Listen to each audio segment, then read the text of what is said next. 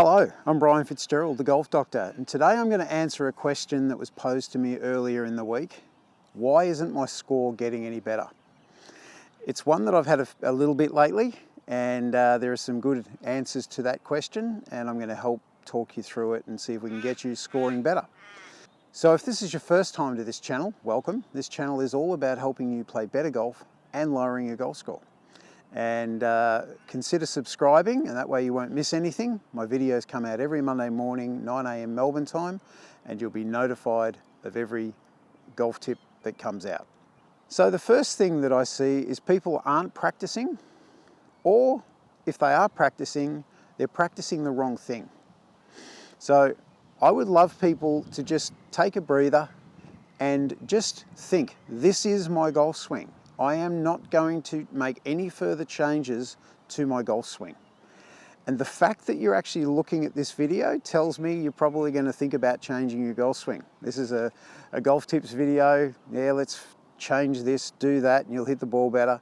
Well, how about we just stop and we just think, this is the swing that I've got, and let's make this swing better. Let's not change it, let's make it better.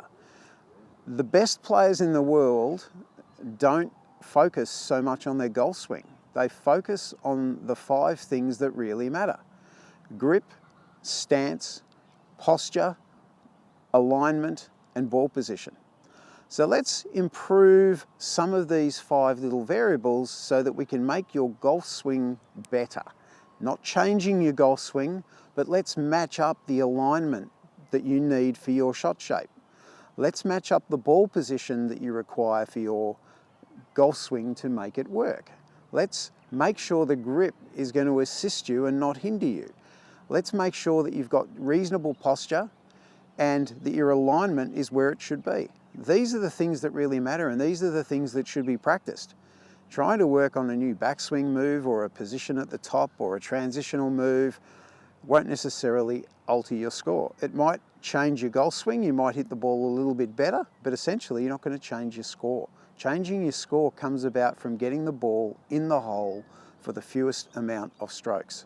So if you're going to practice, make sure you're getting the most out of every single practice session that you have. So now that we've taken ownership of your golf swing and we've decided not to change your swing, we're just going to improve those elements that we spoke of. What I want you to do is think about the last 3 rounds of golf that you've played. And I want you to be really honest and brutal and analytical. And just go back to those last 3. And I want you to just first of all think about, how many times did you have a chip shot where the ball didn't finish on the green? Not did it go in, not how close it finished, but how many times when you played a chip shot over the course of those last 3 rounds did the ball fail to get on the putting green? Do the same thing when you had any kind of wedge in your hand and you were pitching. How many shots did you play? Of those shots, how many times did the ball fail to finish on the putting surface? Do the same thing with bunkers. How many times did you get the ball in a bunker and not get the ball out onto the putting surface in your first shot? So whatever the answers to that question, and I can't hear what you're saying, but by all means, let me know in the comments below what happened over those last 3 rounds. I'd love to be able to help you out. But just think about, what if all of your chip shots finished on the green, all of your pitch shots finished on the green, all of your bunker shots got in on the green in the first place, or perhaps even a better strategy for bunkers is, let's not get in the bunkers in the first place. Let's try and avoid them like the plague. Let's try and work out a strategy where the ball doesn't finish in the bunker. That's a great strategy if you can't play bunker shots. Rather than learn how to get out of them, let's learn how to avoid them. And then of course the last thing is, how many times did you 3-putt or 4-putt in the game of golf? For most people, we're probably looking at it somewhere between 4 and 10 shots per round saved, just by getting the ball onto the green with the shot that you were playing, whether it be a chip, pitch or a bunker shot, and trying to eliminate 3 putts as much as we can. So they're simple things that you can do, and it's improving your technique, sure, but it's not really learning a new swing. It's just improving those skills. And I'm going to call them skills because the skill of getting the ball in the hole is something that should be practiced. And I think the best place to do it is actually out here. So you could actually drop some balls here when it's quiet and get out on the golf course and put a ball 40 metres from the hole, put a ball 50 metres from the hole, put a ball 10 metres from the green, and just play different shots to the pin and try and make it real. Feel like you're going to play every shot like it counts. Don't just hit a shot just going through the motions. We actually want to try and get the ball in the hole. So at best, try and hit the ball on the green and 2-putt. That's a good start. And then maybe on a quarter of them, try and get the ball on the green and 1-putt. And if you can do those sorts of things and focus about playing better on the golf course, because that's where scoring's done.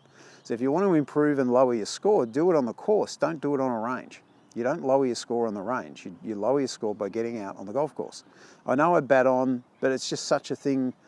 I'm so passionate about it. I see so many people working so hard on their game every day on the golf range, and they're really just not improving that much. It's so easy to improve by getting out onto the golf course and learning the skill of getting the ball in the hole for the fewest amount of strokes. The other area that I'd like you to focus on is in course management. When you're out on the golf course and you're choosing what shot you're going to play, try and really focus on the shot that you know you can play, not the shot that you hope you can play. And I've said this in videos before, and everyone knows it, but how many people actually do it? You're standing over there and you think, oh, I could get this 5-wood out onto the green, and that'll get me a better score, but there's a water hazard just to the right and there's a bunker to the left, and your 5-wood can reach either one of those two. Whereas if you hit your hybrid club, you could leave it short, chip it on, 2-putt, no double or triple bogeys. It's just a simple thing. So let's work on, just as a simple rule for your very next round, every shot you play, ask yourself, what can I do? And then what you would like to do. Then match it up. So you've got to hit the shot you know you can play at least 7 times out of 10. Don't hit the shot that's 3 out of 10 that you hope you can play. And if you can do that, it is going to lead to a better score. You might not necessarily have a better score on every hole as far as your best score goes, but I can tell you what, you're going to eliminate double, triple, quadruple bogeys. If you can get rid of those big scores on each hole, you're going to have a lower score overall. And of course, when you are practicing golf, don't just hit ball after ball after ball. I want you to think of every shot you hit has to have a purpose. There should be no feeling of repetition. I want to repeat this feel. I want you to try and picture hitting golf shots. So if you are out on the range, and I'm not telling you don't go on the range, but when you're out there, focus on hitting golf shots. Picture the club that you're hitting and put it into an on-course situation. Use flag sticks that are out on the practice fairway there or the range, and try and simulate that anything left of that flag stick is a bunker. I'm playing the 5th hole. There's a water hazard to the right. Anything right of the flag stick over there is going to be in the water hazard. Try and make every single shot feel real. If you muck the shot up, don't worry about it. Don't try and fix it. Get on and take your penalty shot in as much as you're frustrated by it, deal with it, move on to the next shot. So every shot you hit has to have a purpose, and it's a great idea. You can play an entire game of golf on a range. You can picture the drive that you want to hit on the 1st hole and then go and hit it. Then think about the 2nd shot you're going to be left with. Pick the club, pick the target, go and hit that shot. If you happen to get it, if you think you've hit it on the green, walk out from the range onto the putting green, try and hole that putt, and take a scorecard with you and count your score. Then go to the 2nd hole. If it's a par 3, hit the shot that you think you need to hit. Chip it on. Once again, if you get it on the green, go out and hold the length of putt that you think you've got left. It's just such an effective way of practice, and it really makes all of your practice feel real. And if we can make it feel real, it is going to help lower your score. So I'd love to know what you think. Let me know what you're going to do from this point forward, and let me know the results of the questions that I asked earlier. Put them in the comments below. I'd love to be able to help you out. Thank you for letting me help you with your golf. I'm Brian Fitzgerald, the Golf Doctor, and I look forward to seeing you in my next video.